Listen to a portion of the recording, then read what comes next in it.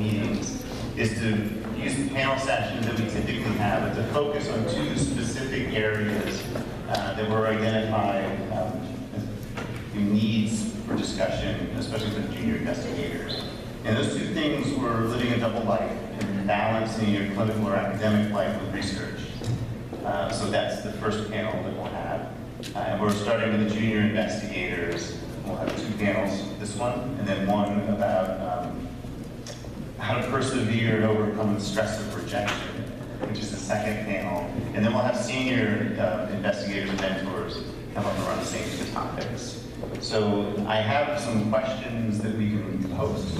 This is, you guys should be engaged in this because this is a discussion more than a presentation by any of these folks. So what I'll ask you to do, and we have Dr. John Slater from the University of Delaware, Dr. Jen Goldstein from Christiana, and Dr. Laura Berman from the Moores. I'll ask you to do a quick, just identify yourselves and kind of what your research is about. And to seed this conversation, if each of you can talk about a challenge that you've run into with balancing, how you try to overcome it, and whether or not that strategy was successful for you. So, John, if you could start. Sure. Good morning, everyone. As Rob said, I'm John Slater, an assistant professor in biomedical engineering at the University of Delaware. So I've been here 2.5 years now and struggling to find a good work-life balance. But when thinking about this, a little bit of my research, sorry. So we do cell and tissue engineering in my lab. On the cell engineering side, we look at how cell-generated forces manipulate cell fate. And then on the tissue engineering side, we create vascularized tissue constructs for disease models.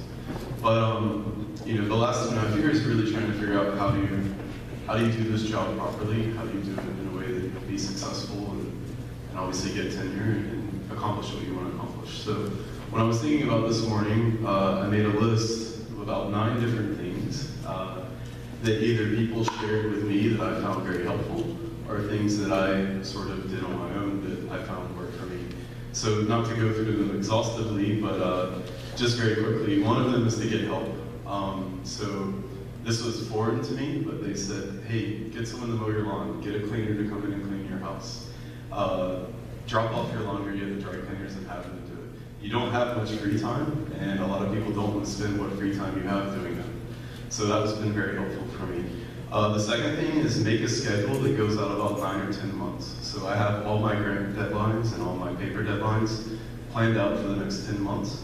And it really helps me stay on track of everything instead of scrambling at the last minute and having sleepless nights and being stressed out. The third is I color code my schedule. It's very strange, but if you look at my official breakdown, it's supposed to be 65% research, 25% teaching, and 10% service. Often it's not broken down that way. So what I do is I make all my research activities green, all my teaching activities yellow, and all my service activities red, and I try to maximize as much green as I can. And if I find that red or yellow is overtaking, I just start saying no. So that's the other thing, learn how to say no. As a young faculty, you feel like you need to do everything that you're asked to do, and that's not the case. Pick and choose what's important to you. Secondly, protect your time. So everyone typically has the time when they're most productive, right? So for me, I can write really well for about 2.5 to 3 hours first thing in the morning. Have my coffee, sit down, and can just knock it out. So I really try to protect that time. My students know not to bother me during that time. I try to not schedule any meetings during that time and protect that for myself. Another thing, email. So going from a postdoc to a faculty, the number of emails that you get just exponentially increases. It's insane. And I found that it was often taking over my life. So this is my schedule, it works for me. I check it first thing in the morning and take care of important emails, once at lunch, and then at night after dinner, I take care of all the other emails that aren't as important to me, but need some kind of reply. That way it's not taking every 20 minutes of my life. Make sure to schedule happiness. So figure out what makes you happy and work it into your schedule, right? So the fourth color-coded thing in my schedule is blue, and that's my personal time. So for example, my wife and I, she's also a tenure track faculty. One Saturday every month, we find a day that works for our schedules, and we block it off for us. No email, well, sometimes there's email. But we try to do as little as we can and spend that day together, right? And I think it's really important to build your relationships and keep your relationships with your family. Reward yourself. So a lot of times we have to work on weekends, right? But let's say you bust your butt all day Saturday, go to a baseball game, right? Go see a movie, go do whatever's fun to you. And limit the amount of service that you do. So for us being a new department, there's been lots of service asked of the young faculty, and like I said, in the last year or so, I've just started saying no, right? Like, I can't do this, I have other things I have to do. Also, you'll get lots of requests to review papers for journals, right? So I only pick journals that either I know I'm gonna publish in, or two, the editor specifically contacted me, and I know that editor, maybe it's in your letter writer in the future, if that makes sense. So those are sort of my pieces of advice, and we can discuss them in more detail later. That's great. Thank you, John. I forgot to mention something. If you have questions, we're trying this Slido program, and the link is in your folder. So you can type your questions in, and then Joanne is sitting back here. Joanne, thanks for help organize this. We'll take those questions so that we can merge them together if they're similar and ask the panel. And then on occasion, when we haven't had one will come up for you. So on Slido, you vote your answer, and we can stimulate some discussions around that. So if you have questions for John, just type them in, and we'll get back to them. But then I'll ask Jen Goldstein. Hi, I'm Jen Goldstein. I work at Christiana Care Health System, and I am a 50% hospitalist on the inpatient service and 50% health services researcher. In terms of my research focus, I look at how health policies and the cost of care affect health utilization and also patient decision making. I've been at Christiana Care for just shy of 2 years, and I had a baby during that time. I came on as a brand new hospitalist and also a brand new faculty member and researcher. So I had a lot on my plate when I started, and I felt like I had to sort out my life and compartmentalize things pretty discreetly. As a first-time hospitalist, I really needed, and I still do, need that time that I'm on service to be completely uninterrupted. Time-wise, for me, there needs to be a complete distinction, and that's important, I think, for young clinicians, because we still have a learning curve, especially as we learn to be attendings. And most importantly, if you're part-time, that learning curve can take longer. So I felt that it was very important to have that time completely my own. I worked my schedule so that I would be on service 1 month and off the next month. I tried a couple of different variations, but I found that that worked the best in terms of me just being able to focus on one thing at a time.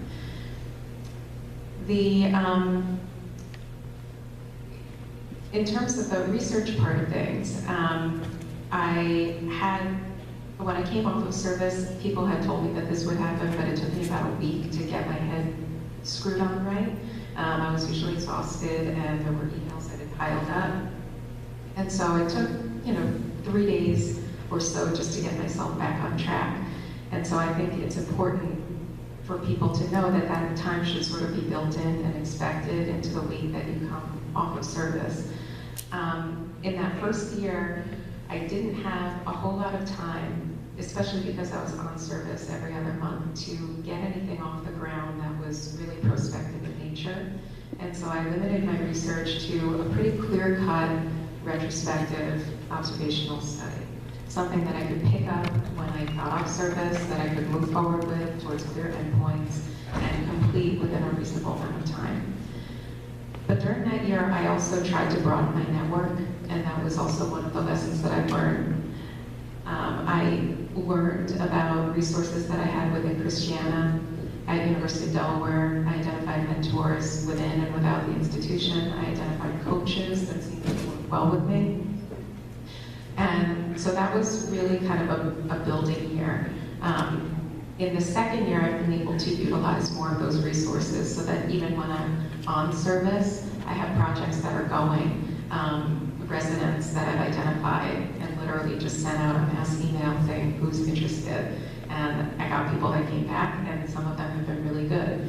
So now when I'm on service, I still have projects that are in the works. I've been able to identify also research nurses that weren't maximizing their time and could take on some extra work, and they've also been helping me in terms of project coordination. Overarching everything has been identification of really great mentors and coaches, like I mentioned.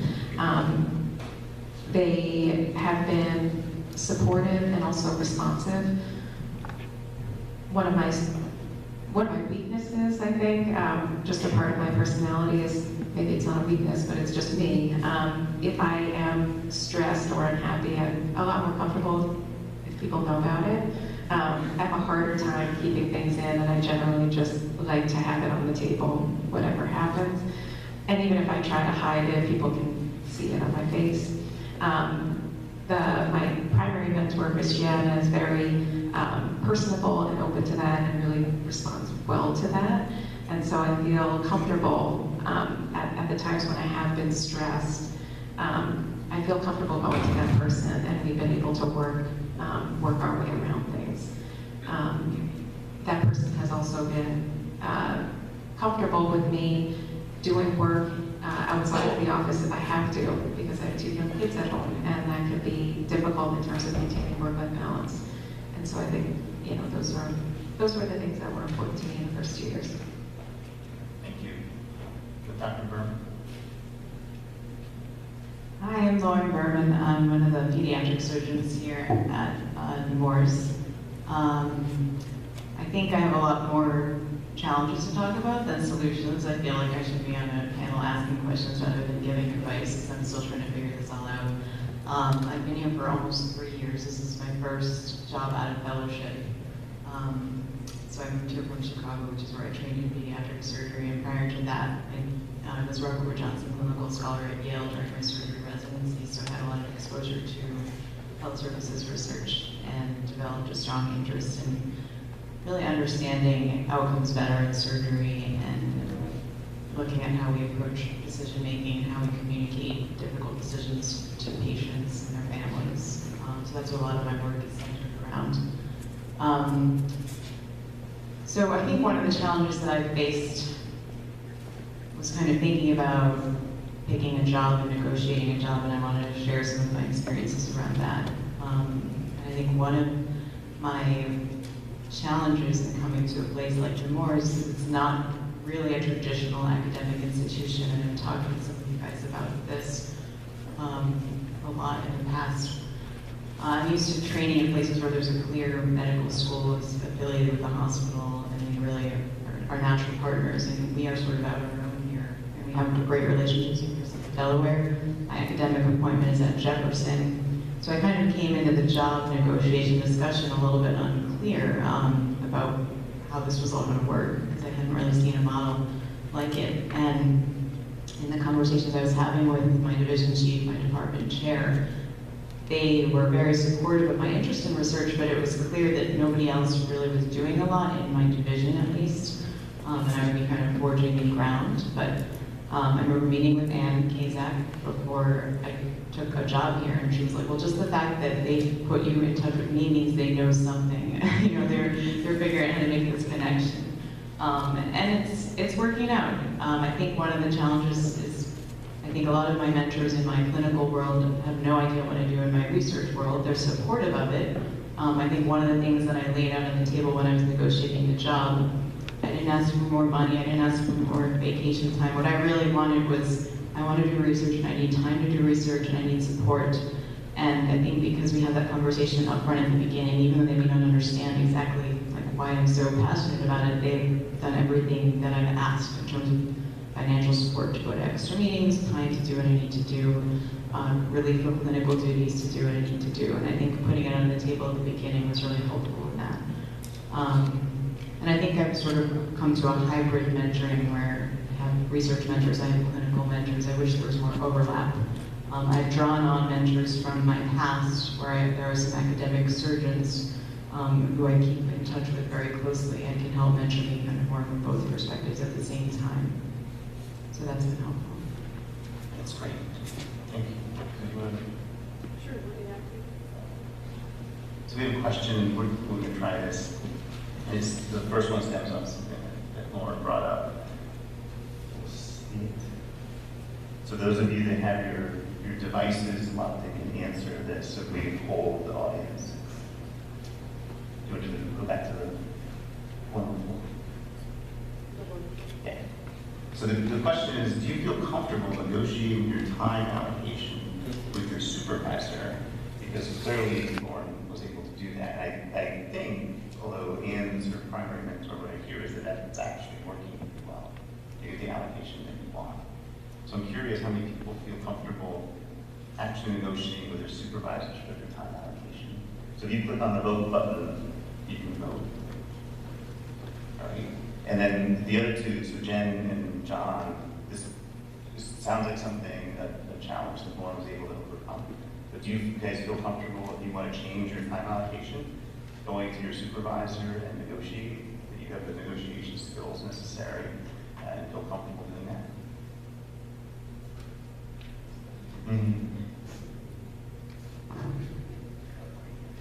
So I think for us it's kind of set in stone. Not completely set in stone, but it's the traditional tenure track breakdown.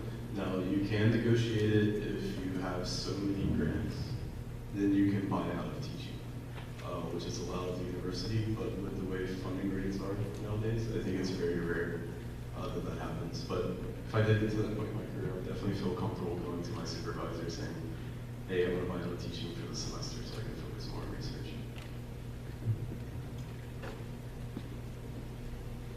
So in terms of my negotiation skills, I don't think I really have them.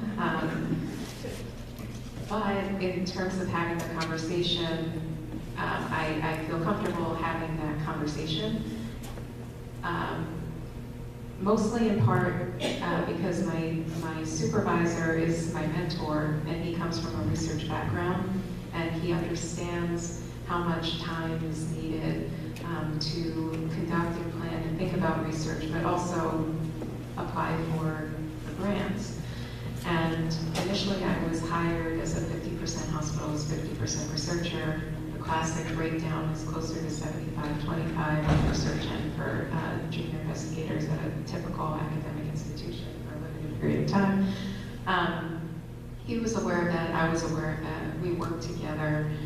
It didn't seem like, financially it wasn't really going to work out in terms of what the department was willing to support, even though he and I were generally on the same page about it.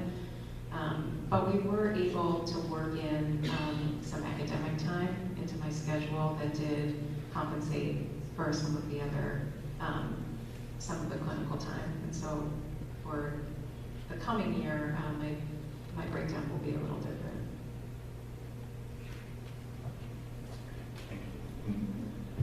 So part of what we're extracting data. Part of what we're building through the Excel program are training programs. So one of the reasons I wanted to ask this question is because we're thinking about doing skills and negotiations. In fact, our partners at the University of South Carolina are doing a whole program June 7th, in June. So and they'll be teaching it down in Charleston. So if anyone associated with the Excel program is interested, let me know. We can figure out maybe how to get you down there. So from the audience, are there any other, around that idea, do you feel comfortable? Looks like about 2/3 of people in the audience feel comfortable negotiating with their supervisors. Are there any other comments from the group? I just think it really depends on what department you're in. I'm in memoirs, and I think it really depends on what department you're in, what division you're in. I'm sort of struggled between two, and one of them, and I feel like I've gotten support, but I think the general policy is we just don't do that. We just don't do protected research time here. That's not something we do in memoirs. So that's what I heard. That doesn't mean that I haven't gotten support from the other. It's worked out, but I would not say it's worked out for some of my colleagues who might be interested in that. So I think there's still a ways to go at memoirs at least. So do you, or maybe all of you guys, do you talk to your mentors about that kind of question? How do I negotiate better versus your coaches? And I'm guessing they're probably the same person who's switching what you might add to it. Dealing with that, with the organization, and I think you're right, it's very different within different divisions. And I'll say, I don't have any less clinical responsibility than any of my partners. But I feel like there is enough flexibility built into our schedule. We have weeks where it's completely busy and I barely even check my email, and then I have weeks where it's much quieter, and that goes for all 9 of us. And everyone has other responsibilities outside of patient care. And since I have a research interest, I think there's been less asked of me in other ways. So that frees me up to do research. But I think it can be difficult. And I think for me, I feel like I'm in a strong position to have these conversations because of when I came in the door, I made it very clear that this was a concern I had about coming here compared to some of the other options I was considering, and now I can fall back on that. And I think my nature is also like, I wouldn't say I'm a good negotiator at all. I don't have good negotiation skills. But because this is what I feel strongly about, and we had this conversation from the very beginning, I can always go back to that, and I have, and it's worked.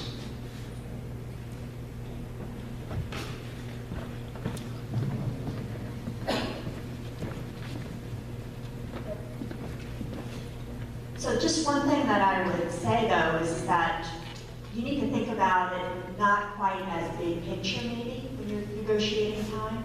Because it's one thing, I mean, I would agree with you as a tenure track assistant professor, you're going to have, there's going to be a time allocation. But it's also looking deeper into what you're doing in the relationship to time allocation. Like service, yeah, we all have to do service as a university professor. But there's a big difference between being stuck on some God mind-numbing committee you don't care about and something whose outcome directly is your passion or your influence. And it's a difference in your energy for it. It's also a difference in just how it could even spill over to the other parts of your workload in relationship to education as well as research. And I think that you were getting at that exactly, that point is that your actual clinical responsibilities aren't changing, but the other parts of your workload are what are shifting. And and that's stuff that even a small change can sometimes really make a big difference in what your day-to-day life is. I mean, just thinking about service that I've done over the years, there's lots that I've said no to because the thought is like, please shoot me, oh my God, getting on that committee. But then there's other things that I do with great passion, and I'm perfectly happy to spend the time and effort into it, and they don't take away from my research component, and actually very often directly help my research component because I've made the environment in the place better that's going to make me a better researcher for a number of other things. So to think about synergizing the parts of your workload, I think is a good way to think about it when you can't change the actual percentage time allocations. Yes, I totally agree with that. I don't want less clinical responsibility. I love operating. I love taking care of patients. That drives my research. I see something and I'm like, why are we doing it that way? Let's look at this. So it's so directly connected. But yeah, I don't, and I feel like there are more hours in the day when I'm inspired by what I'm doing and I'm engaged in what I'm doing. So I feel like the things that I have to do that I don't like doing are very minimal. So even though I don't have protected time, there's no percent that I'm protected for research, but I feel like I have enough time to get it done and the energy to get it done because I'm doing things that I love. That's great. So exactly along your lines, my department chair has been very flexible about what our service is. So I went to her and said, hey, this committee is driving me nuts. I can't stand it. Can I do this one? She's like, yeah, sure. So she's very open to us picking what service we do, which makes it much, much more enjoyable at that point. Rather than pulling teeth, it's something enjoyable. So we can try one other question, sort of other topic area that's come up from the audience too. That's number 3 up here. And it came up a couple of times, and John actually highlighted his ability to say no. But do you have trouble saying no when you're asked to participate in a new project or role? So again, I think to hear what the people in the audience feel about their ability to say no. And maybe you can did you learn how to stand? I mean, that's something that's really hard for junior people to do, especially walking into a new institution, whether it's a university or the hospital. The department chair or someone says, hey, we need someone on this committee. Right, you have to say yes, as opposed to saying, well, I really am more interested, this is, or negotiating a little bit more. So how were you able to manage the no's? Yeah, so, you first start, what should I be focusing on every day, right? And the service, I think, is a new thing for people coming from a research field. Even a lot of times teaching is a new thing, right? So you're researchers and all of a sudden we become teachers. Although we've taught in the lab most of the time, not in a formal classroom setting. And then the service thing is often kind of new to us also. So what happened to me is once I learned how to color code my schedule, then I looked and I started seeing all these other colors that shouldn't be there. In my opinion, after talking mentors, I shared it with my mentors and they said, hey, is this a typical load? And they would say, whoa, why are you doing all these service things? And I felt like if someone asked me to, I wanted to be part of the university, part of the department, part of the college. I wanted to show my enthusiasm and for helping everything, but at some point you just can't do everything. And so that's when speaking to my mentors, they said, well, what's important to you? What do you have most interest in? Focus on those things, right? And so the service isn't only through the department, the college, university. We also have service as far as reviewing publications, helping organize research, symposiums and conferences, right? And sort of all these other sorts of things. And I'm now trying to shift, I still do my department, college, university service, but now trying to shift some of that more into service for my field in general, right? So helping organize a conference, it'll be in the summer of 2017, those sorts of things. And they're also, better for your career, you get to meet with more senior scientists and these sorts of things. So my inherent ability to say no wasn't there. It basically came from speaking with mentors and realizing that my schedule was a little bit out of balance. Does that make sense? So I'm still pretty junior, and so I never say no to my boss. If he asks me to do something, I do it, and that's kind of it. When it comes to other committees asking me to join or participate, or other colleagues, I never say no to them either.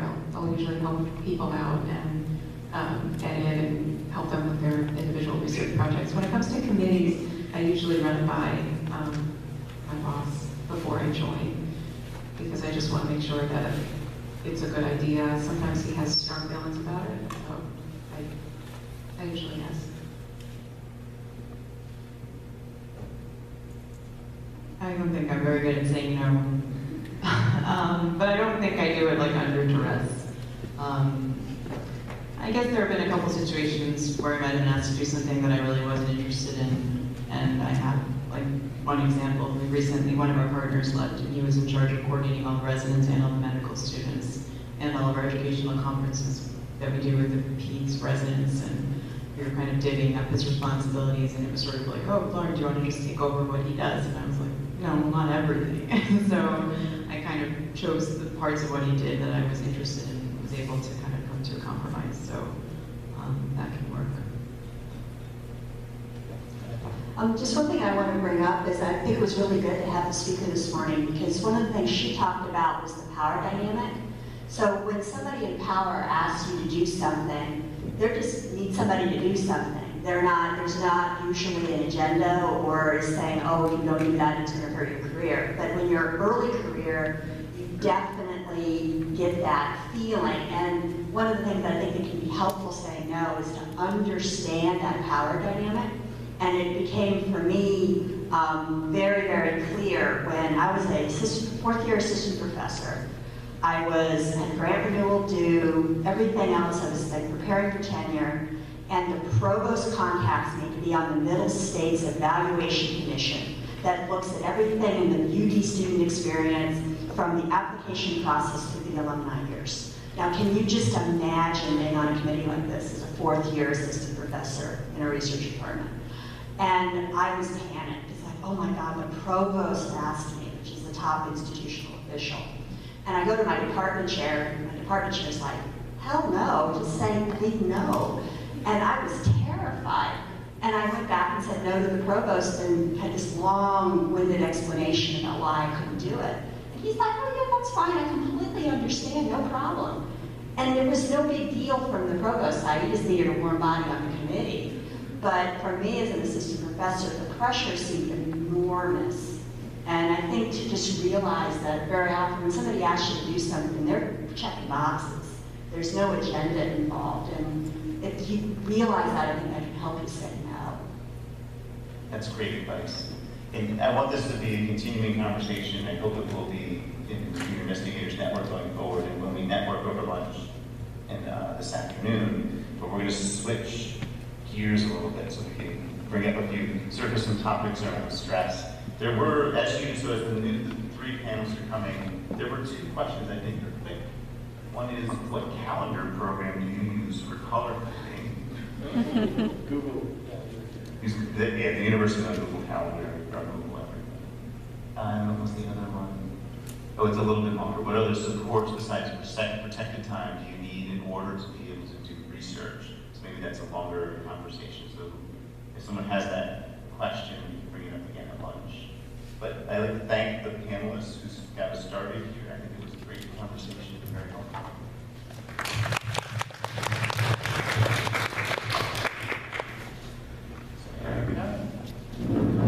Dr. Stu, Dr. Latchkey, and Dr. McKenzie.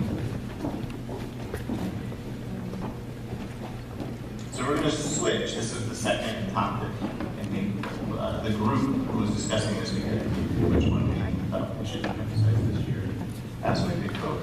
But this is how to persevere and overcome the stress of rejection. And this is a huge thing in academics, which I believe rejection is more the rule than the exception. So if we can do the same thing, just a quick introduction of yourself, what you work on, and the challenge you face, how you tried to overcome it, and whether you think that strategy worked.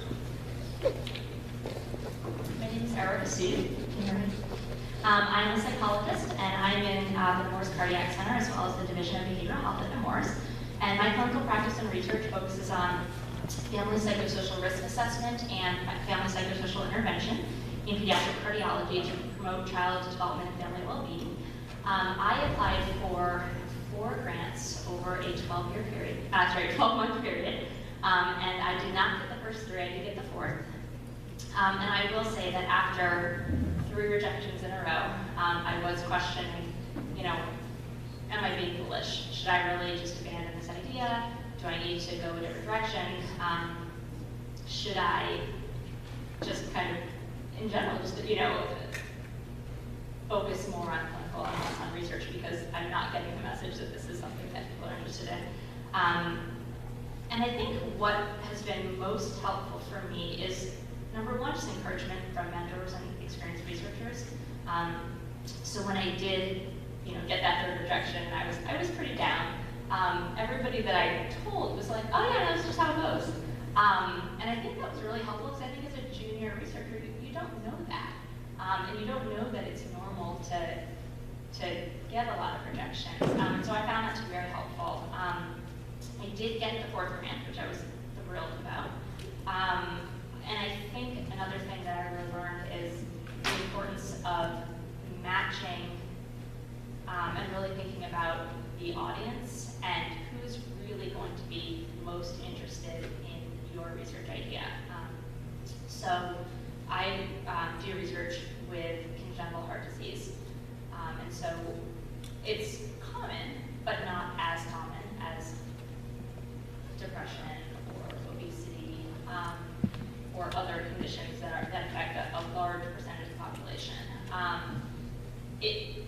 I'm also looking at psychosocial factors with CHD. I'm looking at family factors, not the medical piece as much. So I think that that's important too, to think about who's going to be most interested in those family psychosocial factors in this patient population. The grant that I did get was funded through the Menda Heart Foundation, which is a foundation run by parents of children with congenital heart defects. I talked to them beforehand. They were very interested, encouraged me to submit. I did, and I got the grant. And I think this is a funding source it's run by parents. And here I am wanting to research the parent experience and the family experience, and it was really a great match. And so I think that that's just something that I need to think more about in the future is really who is going to be most interested in funding this research.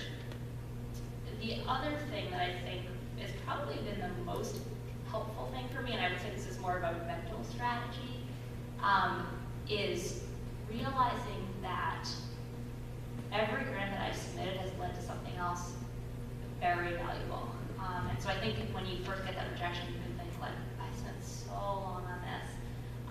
And that was time away from my family, away from my kids, away from other things. But then to realize that it led to future collaborations. I met people I wouldn't have met otherwise. I made connections. I connected with Allison Carbon at UD, who then, for the second grant, who now is a Washington consultant on the grant that I do have. It's been amazing. And, so I think it's just, had I not submitted that second grant, I wouldn't have met her. Similarly, I think looking back to those prior grants that I submitted, I get why they were funded. They weren't really that good. I think that and then that's helpful for me because then I can say, wow, look at how far I've come. And look at how much I've learned since that first submission. And every time that I'm submitting a grant, I'm learning about new research that's out there that I didn't know before, becoming more of an expert on something. So that's really helped me. And so I actually was part of a group that's just submitted another grant a couple months ago, and someone had said to me, I don't think there's any chance of getting this, why it's going to be so much work. And I was like, no, it's great, because something is going to come out of this. If we don't get this grant, then something's going to come out of this, because that's what I've heard. So that has probably been the #1 most helpful thing for me. And then I also think just having the experience of submitting grants is helpful in itself, because now when I go to the grant through the Excel program, the grant writing trainings, I have the experience to be able to say, okay, yeah, I didn't do that in this grant application, and I should have. I have a little bit of the context, whereas had I not done that work, I may not benefit as much from the training that I do get. So those are my thoughts.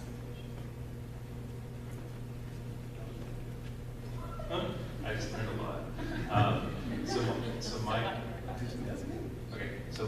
My name is Mike McKenzie. I am an assistant professor in the Department of Behavioral Health and Nutrition at the University of Delaware.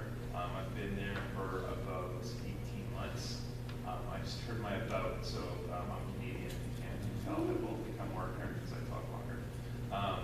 And in that time, I've also taken on a role as a program director for our health coaching graduate certificate program, and I also have started to develop my own laboratory, which is the Applied Health Computer Science Laboratory, and kind of develop my own scope of research from there. So I've traditionally worked in the area of cancer care, particularly with physical activity and mind-body interventions. And then I'll tell you the rest of my rejection story in a minute in terms of how my research has shifted as a result of that.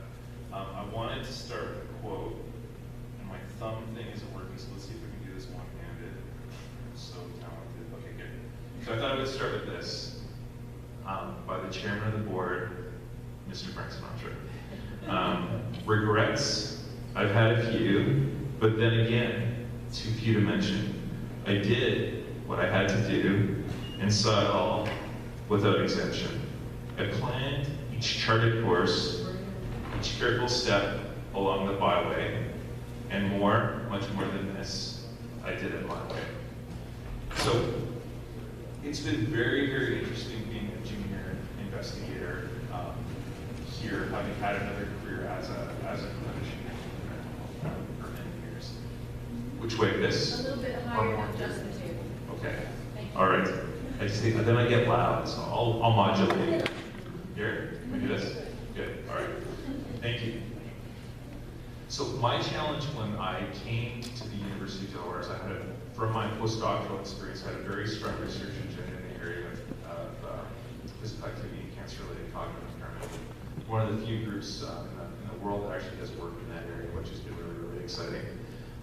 There's been a number of challenges in terms of implementing that research here within the state. There's been a lot of interesting changes within the state in cancer care. There's been a lot of interesting changes in Christianity. There's been a lot of interesting changes in terms of cancer research at the University of Delaware. So things haven't materialized as quickly as I had initially intended to. But I had a lot of drive and a lot of motivation And I didn't want to let that set me back. So I was really fortunate through the Excel program and through Rob and through Heather and Faye, energies into something that might be more productive. I've been very fortunate in my time here to have connected with Diana DeMarco, who's here with us today, and she'll be speaking later, and not to kind of sit on my laurels and try and push really hard in a direction where I wasn't getting a lot of traction. Because of my background in sort of mind body therapies, Diane's interested in that, and her working with addiction, we were very quickly able to develop a partnership together. And from that partnership, we very quickly applied for and received a mentorship award from the American Academy of Health Behavior that was very prestigious. Diane was very generous in terms of adding me to her Department of Health and Human Services grant, which I'm now an investigator, and a number of we've presented together on a number of occasions, and we've had a number of different papers that are in the works right now that we're very excited about and are very high impact. At the same time, in terms of wanting to keep my energy kind of being on sort of a pullback mode and wanting to see what would happen within the state, what's kind of kept me positive is the incredible students that I have around me, the ability to work with them. And one was a very persistent student, and I told her to go away on several occasions, but was absolutely adamant that we work together in some capacity. And through her, we developed this incredible program working with mindfulness with children and families through the laboratory preschool at the University of Delaware. We started a summer camp last year just to kind of test the waters and see what would happen. It was very well received, so we're now implementing some of those strategies within the school year curriculum. And again, we have a number of grants out now that are see how much farther we can take it. We've now taken this very persistent student as a PhD student, and it led me to very quickly get a joint appointment within the Department of Human Development and Family Studies. So for me, it hasn't been so much perseverance as just being open to the other possibilities and directing my energy towards the places where I can build teams, build community, and build on both my success and my skill set and those of my mentors around me. So that's what's been helpful for me. Thank you.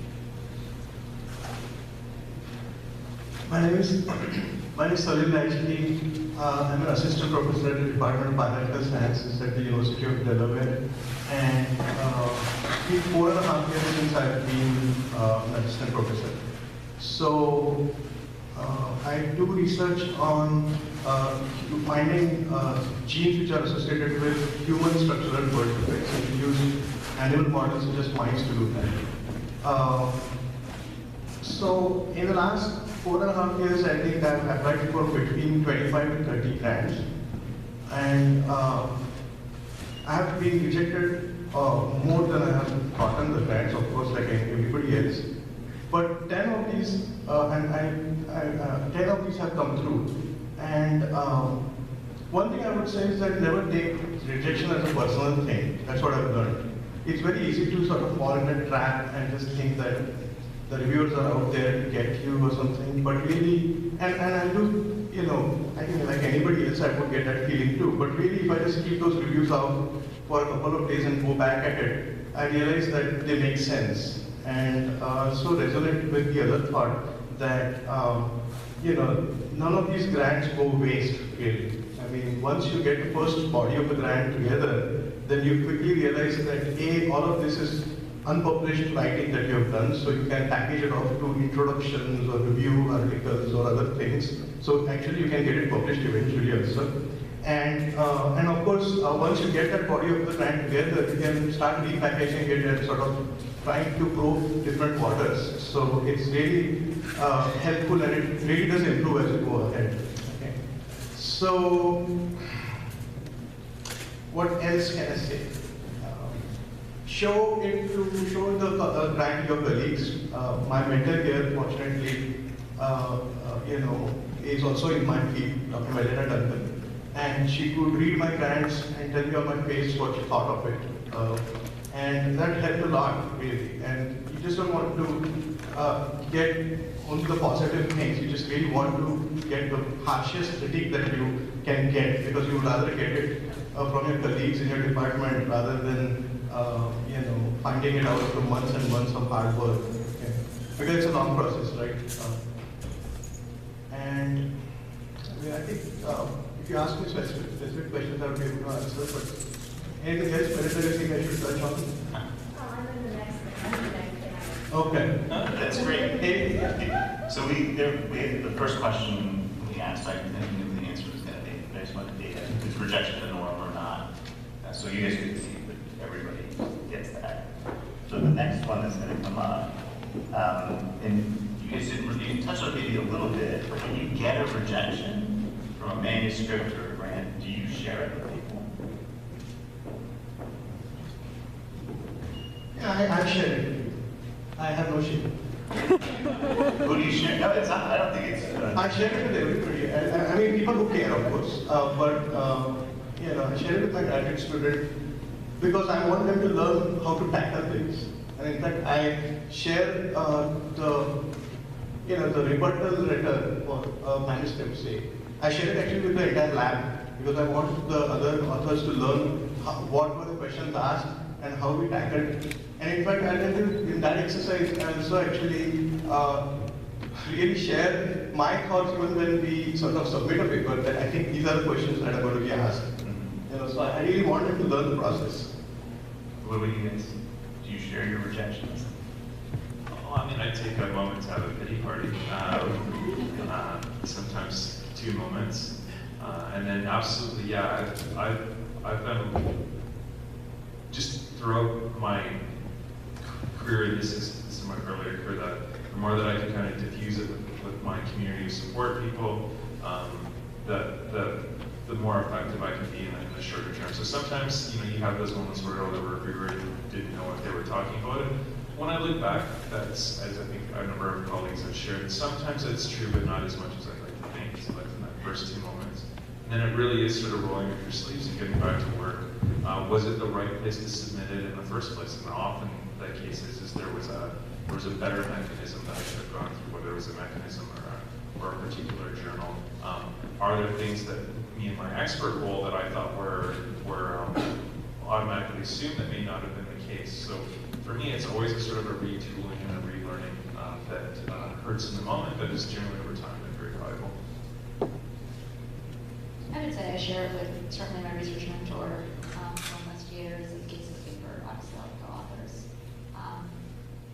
I have heard advice, and I think it's very good to put a rejection away for a week or 2, and then bring it back out and look at it once some of the emotions have worn off. And just got a rejection on the paper not that long ago, and was actually the mentor of a fellow on that paper, and so that's what I said we would do, and then we came back together and we met about a week later, and that was great, and we realized that, there were great reviews and that it wasn't personal, but I think had we met that day, we would have got stronger. Questions or comments from the audience? Backwards comment about this is that sometimes I find it's easier to share rejections than acceptances. Because, and the reason for this is that a rejection is that it's part of the fellow feeling. We all get rejected, we all have these things happen. But if you hit something, especially like a really rare, really prestigious thing, it kind of feels like bragging sometimes. And it's kind of the backwards way of looking at it. But I would definitely urge people to, go complain about being rejected. Everybody's going to be sympathetic about that. It's the opposite that I think is sometimes harder. Is sometimes you want a teacher on board, but you feel bad because your friends having trouble getting the grant renewed or their grant funded, and it sets up some really awkward conversations sometimes. Yeah, I find it's a way to combat the stress of getting rejection. I think sharing with other people is a good way to do that. And I do agree. I do the same thing. And actually, one of the questions that made time for is, do you open it right away? I'm always curious about that because I know you'll get it, and you don't know if it's a rejection or an acceptance. You just know there's a decision made. I will just set the time when I'll look at that thing and just put it off until I'm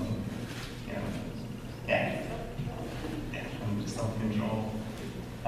But I think that the idea of when you get rejection, that you share it and with your mentor in particular, or your coach, that's a great idea and a good way to kind of ameliorate the stress of getting that rejection. And my experience with the state complaint was saying, at first you're like, oh, these freaking idiots.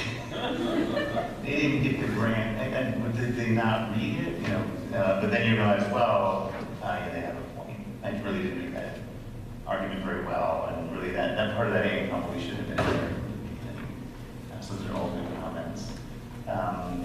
Any other questions from the group? Because we have another question that just stems on, it's amazing, because I wrote these down last night. But when you said, I have a question about, do you celebrate the acceptances? Because it's another way to, you know, if you celebrate those things, you can remember them, you know, for the next 5 rejections that you get, you can remember that one. So there will be a question coming up, but do you guys celebrate your acceptances? How do you do that? Well, I have 2 young kids at home, so it's a little bit harder to celebrate now than it was previously. My acceptance or you know, any kind of yeah, I would go out and celebrate with my husband or with friends. Now I would celebrate at home, but yes. Oh yeah. So. Oh yeah. Oh yeah. So I mean, we really, my wife and I were both health professionals before we decided to go back on my PhD. We both really sacrificed a lot to go back and do a doctorate and then do a postdoc and then to be back in the career. So the successes have happened. We've really tried to celebrate those successes. We don't have 2 kids right now. And we did a lot of it initially through shopping. So I've got a pretty nice guitar now from one of the grants that hit early on. It's worth less than the grant, or actually a lot less. And then a lot of it now is just really taking that time to recognize it with one another. I think the beauty of having really good members that kind of counteracts some of these things where sometimes it really is difficult to kind of communicate the good work that you're doing is to tap back into your group that does respect the work that you're doing and sharing your successes with them. So that's been great. We were just at a conference in DC where a number of fellow Canadians and I got to dinner, out for dinner one night. And we spent an hour just talking about all the great stuff that we're doing. And that was just a tremendous feeling, not only to have had my own success, but to be able to share in there. So I think it's incredibly powerful to cultivate these communities for yourself where you can communicate your stuff and, you know, buy something every once in a while too. Yes, we do definitely celebrate the successes, definitely. And I tell you that just as a quick thought from the previous sort of question, that when I share my grant review sort of reports with my students, sometimes they get more frustrated reading them than I am. Okay, and the reason I'm bringing that up is because I had not noticed this in my recent review, because once I saw the score and I saw like, yes, it's going to be funded, I really did not read the entire document. Okay, let's just say that. Okay, maybe glossed over it a little bit. They were all nice reviews. But I sent it again, as my habit is, to all the sort of students to see, because they saw the process. And it is true to the sentence really. My student actually copied one of the sentences in that review and emailed it back to me, which I had completely, I was not aware that it was there in that review. And I think that student was affected by the previous sort of, rejections, and they thought that this sentence just was as sweet as success could be. And I'll tell you what this sentence was. So as a young investigator, one of the frustrating things that at least I had to sort of look at, forget the science or the specific points that you can address, but one of these general comments was, it's an ambitious proposal. And I thought, it's a young person, and actually don't you want to be ambitious? When is being ambitious a bad thing, right? But in this particular review, the reviewer had written, probably to help us or whatever, but had written something like this, that the ambitious nature of this proposal should not be taken as a negative for this ambitious young investigator. So I thought, wow, I could frame this thing, So just to bring out that the 2 points, that sharing of failures, or I can say rejections, is good, because then you can really, really enjoy your success. Any comments or questions from the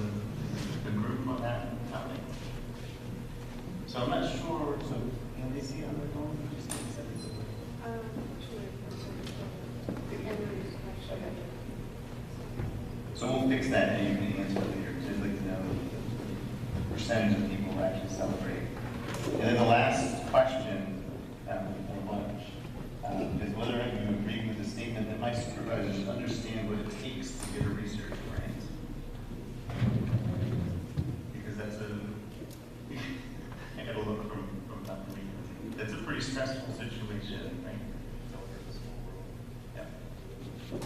Yeah. Really? I'm not sure either. We take it together, a little duet. Yeah. I think that my research mentors certainly, I mean, I think people who are in research know what it takes. I'm not sure that clinicians maybe know as much. But I don't know that I have personal experience with that to really talk about. But that would be my guess. You know, I think particularly in modern academia, in terms of researchers, you know, is really driving, you know, financially is really, really important. So I think a lot of the times, certainly again, I would absolutely, the research vendors absolutely understand. Sometime at the administrative level, I think they like it when the revenue comes in, but when you're not there because you're working on a grant, there can be a little bit of a disconnect. And that's one of those things that you just have to go in and negotiate, or in some cases you need to just kind of pull back, and those are their feelings, and they're welcome to have them. I work in a primary research institution, so my supervisors or the chair of the department, they definitely understand what it is to get an R01 or how much effort it takes to get an R01 or any financially funding or any funding for that matter. More questions from the group? You have a question? Okay. I have one more comment. I do think it is a challenge working in a clinical setting, because when you're in a setting where most people are not doing research, and you've gotten people to agree to be understanding to let you do some research, you do feel a little bit like you don't want to tell them how many you're not getting, because are they going to sort of take that time away, or are they going to, I don't know. I guess that would be my thought, is that I do think it might be more challenging in a clinical setting if you're getting rejections and it's taken a lot of time to apply for these, as compared to when you're surrounded by other people, all of them are doing research. So that would be my thought. I